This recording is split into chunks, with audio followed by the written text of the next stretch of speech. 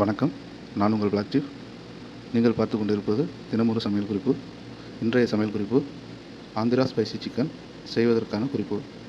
Andhra spicy chicken செய்வதற்கான தேவையான பொருட்கள்: சிக்கன் 1/2 கிலோ, பெரிய வெங்காயம் 2, தக்காளி 2, கரம் மசாலா 2 டீஸ்பூன், மல்லித்தூள் 1/2 டீஸ்பூன், மிளகாய்த்தூள் 1/2 டீஸ்பூன், மஞ்சள் தூள் 1/2 டீஸ்பூன், இஞ்சி பூண்டு விழுது 1 ஸ்பூன், எண்ணெய், உப்பு தேவையான அளவு, கறிவேப்பிலை, கொத்தமல்லி சிறிதளவு.